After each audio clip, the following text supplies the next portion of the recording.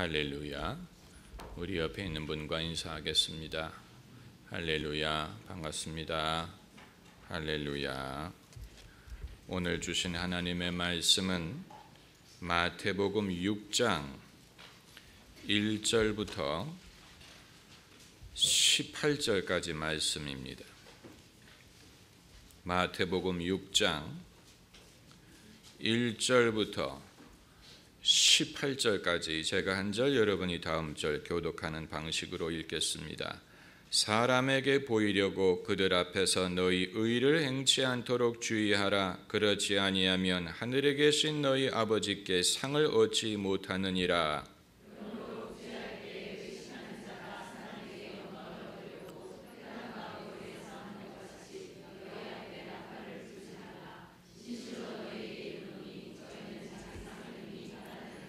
너는 구제할 때 오른손에 하는 것을 왼손이 모르게 하여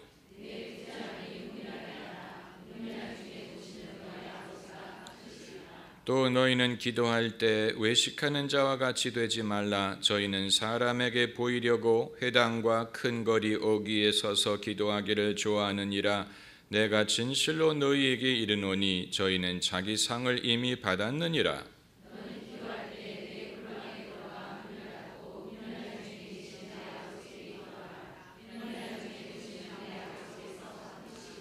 또 기도할 때 이방인과 같이 중언부언하지 말라. 저희는 말을 많이 하여야 들으실 줄 생각하느니라.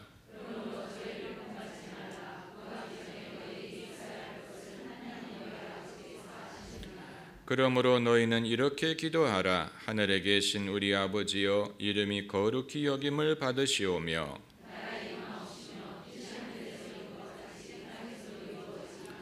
오늘날 우리에게 일용할 양식을 주옵시고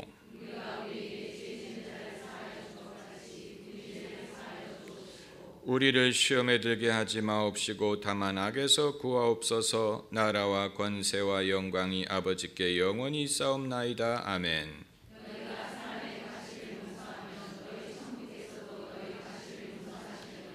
너희가 사람의 과실을 용서하지 아니하면 너희 아버지께서도 너희 과실을 용서하지 아니하시리라.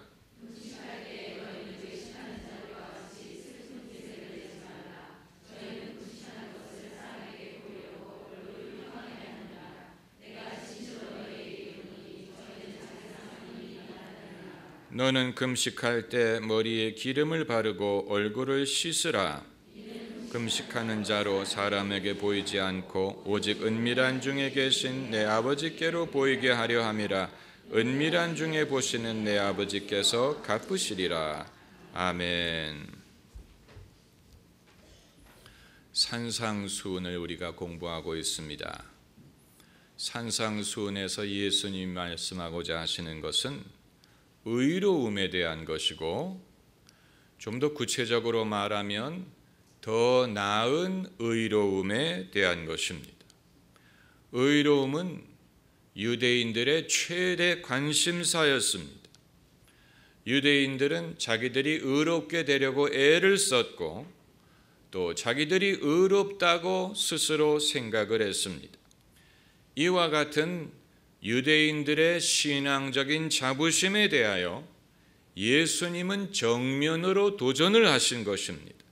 너희가 스스로 의롭다고 생각하고 교만하여 남을 업신여기지만 너희는 의롭지 않다라는 말씀을 하고자 하시는 것입니다. 그러므로 지난 수요일에 읽었던 5장에서는 너희는 모세 율법에서 이렇게 들었으나 나는 너희에게 이렇게 말한다라고 더 높은 의로움의 기준을 예수님이 제시하신 것입니다. 예수님이 제시하신 이 기준에 의하면 탈락하지 않을 사람이 없습니다. 살인을 저지른 사람은 없을지라도 형제에게 미련한 놈이라고 말하지 않은 사람이 없습니다. 형제에게 노하지 않는 사람이 없습니다. 그러므로 다 탈락할 수밖에 없습니다. 간음을 한 사람은 없을지라도 마음속에 음욕을 품지 않은 사람이 없습니다. 예수님이 요구하시는 의의 기준은 높아요. 여기서 우리가 한 가지 참고할 것은 예수님이 이런 높은 기준을 제시하신 이유는 유대인들이 자기를 스스로 의롭다고 생각했기 때문이지, 만일 그게 아니고 예수님이 말씀하시는 대상이 세상의 죄인들, 흠 많은 탕자와 세리와 창기 같은 사람들을 대상으로 말씀하시는 것이었다면 예수님은 그런 높은 기준을 제시하지 않았을 것입니다. 그 이유는 그건 마치 반에서 꼴찌에서 1등하는 학생들을 데려다가 적분, 미적분을 가르치는 것과 마찬가지입니다. 아이들이 따라올 수가 없는 것이고 낙심할 수밖에 없는 것입니다. 예수님이 자기가 의롭다고 생각하는 유대인들을 앞에 두었기 때문에 그들에게 너희는 모세 율법에서 이렇게 들었으나 나는 너희에게 이렇게 말한다, 이렇게 말씀하실 수가 있는 것이지, 그게 아니고 모세 율법이 있는 줄도 모르고 모세 율법이 있는 걸 알아도 결코 그것을 따르지 못한 사람들에게, 살인자들에게 만일 예수님이 너희는 살인하지 말라 들었으나 나는 너희에게 말하노니 형제에게 욕을 하는 자마다 잡혀가게 되리라, 그러면 사람들이 이미 버스는 지나갔는데요, 이미 우리는 살인까지 저질렀는데 지금 무슨 말을 하는 겁니까? 그렇게 반문했을 것입니다. 여러분, 오늘날 우리가 예수님의 진리를 가르칠 때 그 사실을 유념해야 됩니다. 사람이 누울 자리를 봐가면서 누우라고, 상대를 봐가면서 우리가 무슨 말을 할지를 알아야 된다는 얘기입니다. 그러니까 상대를 봐가면서 그들에게 맞는 말을 해야지, 그러지 않고 무분별하게 일률적으로 전하게 되면 상대방이 받아들이지도 못하고 소화할 수도 없는 말을 전하게 되면 그 사람들이 오히려 넘어지게 됩니다. 넘어집니다. 실족합니다. 너무 어렵다, 너무 힘들다, 불가능하다, 누가 이런 말을 지킬 수 있다는 말이냐, 그런 식으로 반응을 한다면 우리는 그들의 영혼을 건질 기회를 놓친 것이나 마찬가지입니다. 우리가 당연히 예수님의 말씀을 가감없이 가르쳐야 되지만 예수님을 사람들이 좋아하게 만들고 예수님에 대하여 관심을 갖게 하는 것이 먼저 선행돼야지, 그러지 않으면 예수님은 훌륭한 분인 건 분명한데 나하고는 상관이 없다, 내게 도움이 되지 않는다, 그분의 말씀은 너무 어렵다, 세상에서 불가능하다, 비현실적이다, 관심 없다, 이렇게 하게 되면 그 사람은 구원을 받을 길을 얻지 못할 것입니다. 예수님이 마태복음 5장, 6장에 이 어려운 말씀을 하신 이유는 그 대상이 자기가 스스로 의롭다고 생각하고 그것을 자랑하는 바리새인들과 같은 사람들이었기 때문에 필요했던 것입니다. 그렇기 때문에 더 높은 기준을 제시하여 그들의 콧대를 꺾기 위한 것입니다. 콧대를 꺾는다는 말이 어폐가 있지만 예수님이 말씀하시는 이 천국은 그 유대인들이 생각하는 그들의 기준으로 말미암아 이루어질 수 있는 게 아니다라는 것을 말씀하고자 하는 것입니다. 마찬가지로 오늘 본문도 이 1절에 사람에게 보이려고 그들 앞에서 너희 의를 행치 않도록 주의하라, 6장에서도 의에 대해서 말씀을 하십니다. 5장에서는 더 나은 의의 기준을 제시하셨다면 6장에서는 사람에게 보이려는 의에 대하여 경고하신 것입니다. 사람은 무엇이든 자기가 가졌다고 생각하면 그것을 자랑하려는 속성이 있습니다. 새 신을 신고 뛰어보자 팔짝, 머리가 하늘까지 닿겠네. 새 신을 신으면 당연히 사람들 앞에 자랑하고 싶죠. 당연한 것입니다. 사람은 자기가 가졌다고 생각하는 것을 사람들 앞에 보이고 자랑하려는 속성이 있는데, 그것은 종교적인 데에도 그대로 적용이 됩니다. 종교적인 덕목도 내가 가졌다고 생각하면 사람들에게 자랑을 하려는 마음이 생깁니다.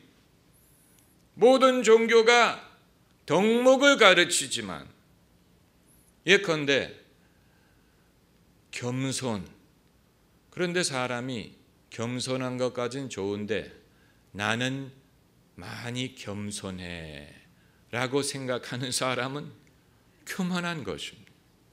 그렇지 않습니까? 나처럼 겸손한 사람이 없을 거야. 나는 아마 우리 교회에서 제일 온유한 사람일 거야. 온유함을 치면 나를 따라잡을 사람이 없을걸. 나처럼 온유하란 말이야. 나처럼, 여러분 나를 닮으세요. 나처럼 온유하면 문제가 없어요. 그 이상한 것입니다. 여러분 나처럼 착한 사람이 되세요. 착한이라는 것은, 착한 것이 뭔지 모르겠다면 나를 보세요. 내가 착함의 대명사에 나처럼 착하지 않으면 착하지 않은 것입니다. 이상한 것입니다. 그러니까 사람이 무엇이든 가졌다고 생각하고 자랑하게 되면 그게 이상한 것이 되는 것입니다. 예수님이 그것을 말씀하시는 것입니다. 그것뿐만이 아니고 자기가 종교적인 덕목을 가졌다고 생각하게 되면 그것이 없는 사람을 업신여기려고 합니다. 업신여깁니다. 업신여긴다는 것은 사람의 참으로 이 악하고 이 짐승은 다른 짐승을 업신여기는 것을 본 적이 없어요. 개가 코웃음 치는 거 보셨습니까? 하면서 개가 서로 따돌리는 거 보셨습니까? 그러나 인간은 자기가 친구가 많은 것, 자기가 인기가 있는 것, 자기가 반에서 짱인 것, 이런 모든 것에 대하여 자기의 어떤 위치를 자랑하는 것뿐만이 아니고 그렇지 못한 사람들을 업신여기고 따돌리려는 그런 습성이 있는데,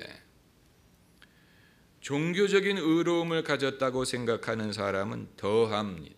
왜냐하면 자기의 죄에 대하여 혐오감을 느껴본 적이 있고 창피함을 느껴본 적이 없고 거기에 대한 많은 죄책감을 극복하려고 애를 썼기 때문에 자기처럼 죄를 극복하려고 하지 않는 사람에 대해서는 강력한 거부감을 갖는 것입니다.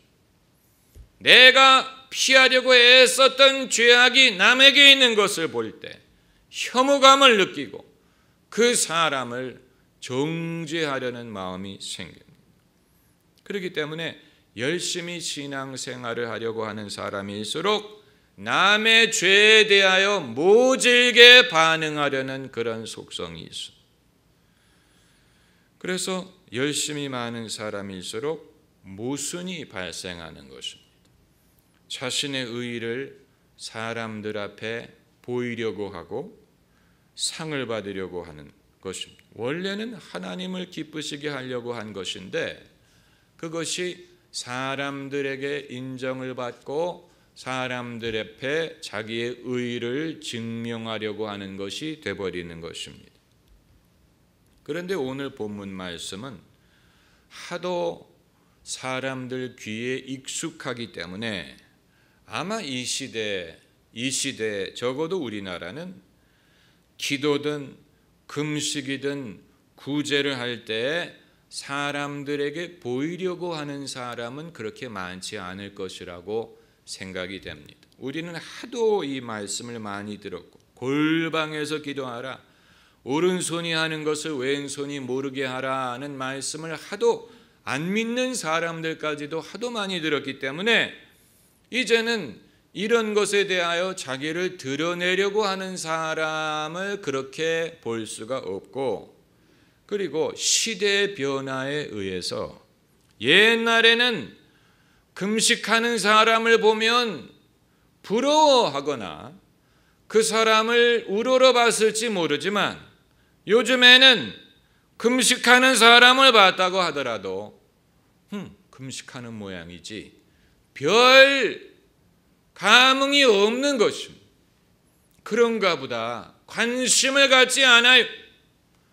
누가 새벽 기도 가는 것을 본다면 새벽에 기도하러 가는 모양이구나, 참 아침잠도 없는 모양이네, 이렇게 생각할지 참 저 사람은 위대해, 어떻게 이 새벽에 일어나 새벽 기도를 갈까, 그렇게 생각하지 않아요. 사람들이 주일날 아침에 예배당을 가려고 나서는 것을 볼 때 저 사람들 참 존경스러워, 하나님을 예배하러 가는구나, 그렇게 생각하지 않고 저 사람들 아침부터 어디 가네, 관심이 없는 것입니다. 시대의 변화에 의해서 개성시대가 되었기 때문에 사람의 종교 행위는 그 사람의 개성으로 치부할 뿐, 이제는 사람들이 그런 것을 가지고 우러러볼 그런 덕목으로 여기지 않는 것입니다. 신앙이라는 것은 사람의 개성의 일부가 되어버렸고, 그걸 자랑하려고 하지도 않고 자랑하더라도 아무도 그걸 부러워하지 않는 그런 시대가 되어버렸습니다. 매년 이슬람, 전 세계 수십억의 이슬람 교도들이 라마단이라고 금식을 하지만 우리가 관심이라도 갖습니까? 전혀 관심 없습니다. 그들이 힘들게 금식하는 것에 대해서 우리가 아무런 감흥을 느끼지 않습니다. 한 가지는 배고프겠다, 그런 생각을 할지언정 이슬람은 대단해, 위대해, 저렇게 자기를 희생해 가면서까지 알라를 믿는구나, 그렇게 생각하지 않는 것입니다. 차라리 관심이라도 갖는다면 나도 신앙을 가질 수 있을지 모르는데, 이 시대는 사람들이 관심을 갖지 않아. 그게 감동이 되는 유일한 경우는 나에게 직접 의미 전달이 될 때뿐입니다. 그러니까 매일 교회 가서 기도하는 사람은 내게 감동을 주지 못하지만 나를 위해서 기도해 줄 때는 감동이 되는 것입니다. 할렐루야. 저 사람이 나를 위해 기도한다는 것을 알면 당연히 감동이 되겠죠. 또 누가 금식 기도하는 것 내게 아무런 관심이 되지 않는데 만일 저 사람이 나를 위해 금식한다, 그러면 내게 감동이 되는 거예요. 서기관과 제사장이 예루살렘에서 여리고로 내려가다가 강도 만난 사람을 봤을 때 그냥 지나가 버렸어. 지나가 버리는 종교인은 아무런 도움이 되지 않지. 그러나 바리새인 이 사마리아인이라도 지나가지 않고 그에게 선한 이웃이 되어줬을 때 그때 그것이 와닿고 사랑으로 느껴지고 감동이 되는 것입니다. 신앙이라는 것은 그런 것입니다. 옛날에 월튼 패밀리라는 드라마가 있었지요. 이 40년대 그 당시에 가난한 시골의 이 월튼 가정을 배경으로 일어나는 그런 드라마입니다. 한 에피소드에 방랑객 청년이 이 동네에 왔는데 월튼 가족이 그를 초청해서 식사 자리에 초청을 하는 그런 장면이 있었습니다. 그런데 식구들이 다 옹기종기 모여서 식사 기도도 하기 전에 이 청년이 음식에 손을 대는 것을 보고 가족이 기겁을 합니다. 그리고 어떤 여자아이가 아빠 식사 기도도 하지 않았는데 먹어요. 그때 아버지가 뭐라고 대답을 하냐면 배가 많이 고프면 그럴 수도 있다.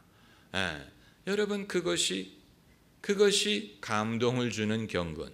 만약에 그런 자리에서 자네는 과거에 집에서 식사 기도를 해본 적이 없는지 모르겠지만 우리 집은 경건한 기독교 집안이라네. 우리는 밥 먹을 때 기도부터 해야 된다네. 그렇다면 그 아이를 차라리 식사 자리에 초청하지 않는 게 낫습니다.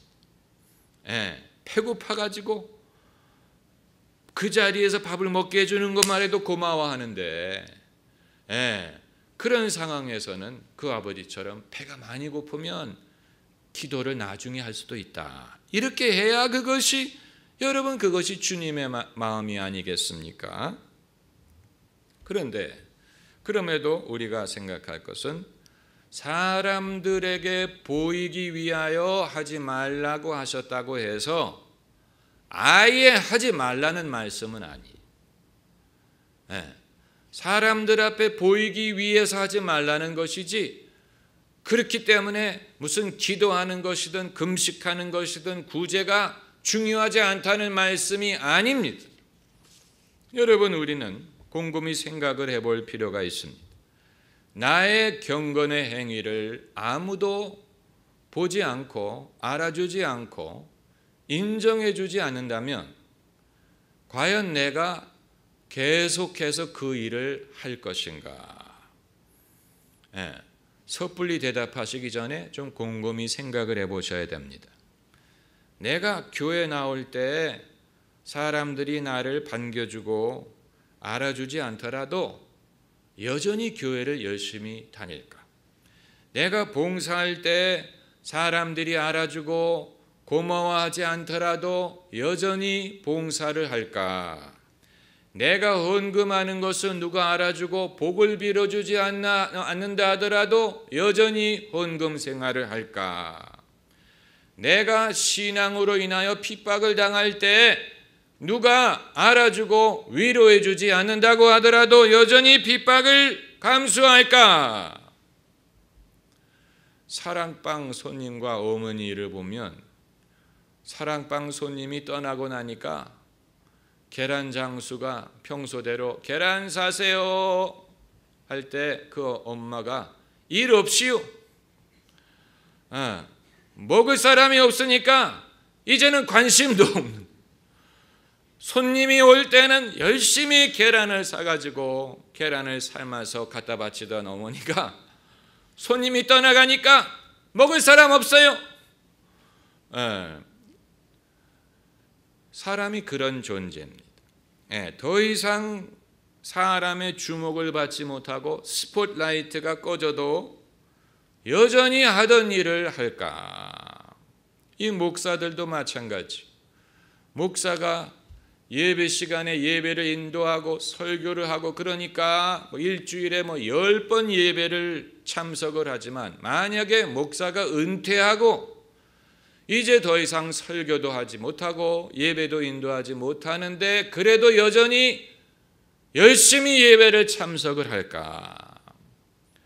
여러분 사실 그건 우리 모두가 생각해야 될 부분이고 이것에 대하여 예수님이 말씀하시는 것입니다.